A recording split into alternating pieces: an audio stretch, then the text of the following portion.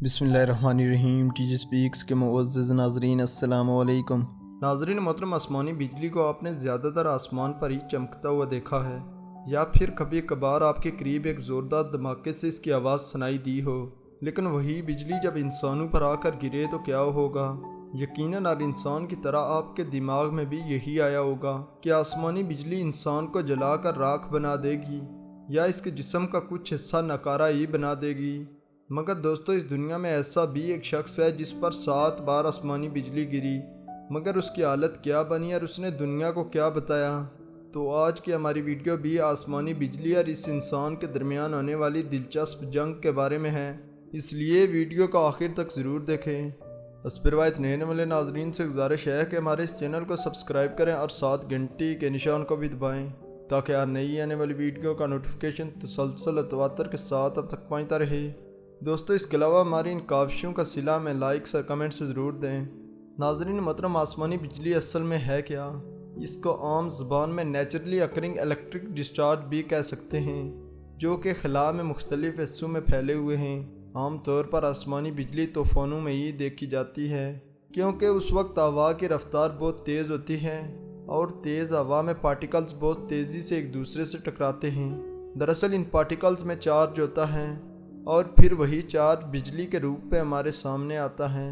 آپ شاید یقین نہ کریں، مگر ایک ریسرچ کے مطابق آسمانی بجلی کا درجہ حرارت سورج کی سطح سے بھی 5 گنا زیادہ ہوتا ہے، اور جو لوگ آسمانی بجلی سے ڈرتے ہیں ان میں بھی ایک بیماری ہوتی ہے جس کو آسٹروفوبیا کہا جاتا ہے۔ تو دوستو، اس شخص کا نام روئے کیلویلینٹ تھا۔ یہ 1912 کو ورجینیا میں پیدا ہوا۔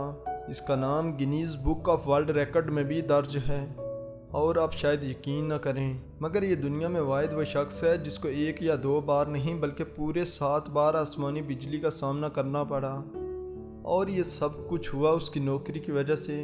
وہ امریکہ کی ریاست ورجینیا میں بنے ایک پارک میں رینجر کا کام کرتا تھا، جس کی وجہ سے اس کو اپنا زیادہ تر وقت کھلے آسمان میں گزارنا پڑتا۔ دوستو، سب سے پہلی بار اپریل 1942 کو انہوں نے بجلی کا سامنا کیا۔ وہ حادثہ انتہائی بھیانک تھا۔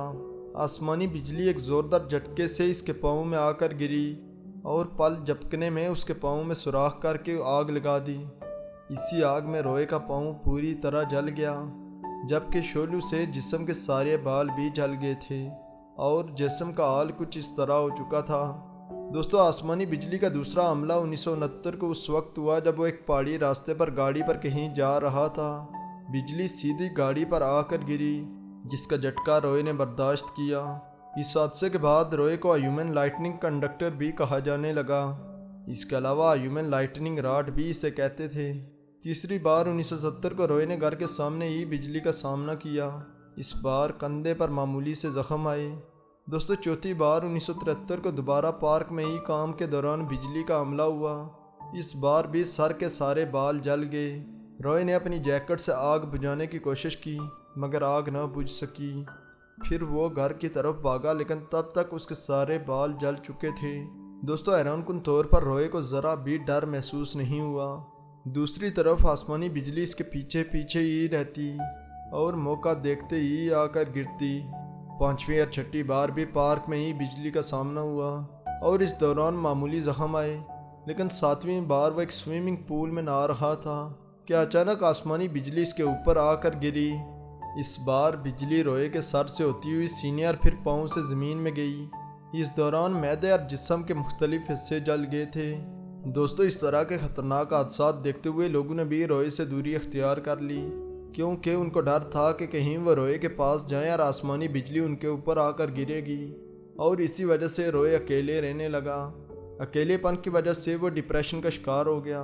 حیران کن بات یہ تھی کہ جس انسان کو 7 بار آسمانی بجلی نہیں مار پائی، اس نے خود ہی اپنی جان لے لی۔ جی ہاں، 1983 کو اس نے خود کو گولی مار کر خودکشی کر لی۔ آپ کا اس کے بارے میں کیا خیال ہے؟ اس کا جواب ہمیں کمنٹ میں ضرور دیں۔ اس کے علاوہ ویڈیو پسند آنے کی صورت میں اس کو لائک کریں اور اپنے دوستوں کے ساتھ شیئر بھی کریں۔ حسب روایت نئے والے ناظرین سے گزارش ہے کہ ہمارے اس چینل کو سبسکرائب کریں اور ساتھ گھنٹی کے نشان کو بھی دبائیں تاکہ ہر نئی آنے والی ویڈیو کا نوٹیفیکیشن تسلسل و تواتر کے ساتھ اب تک پہنچتا رہے۔ تب تک فی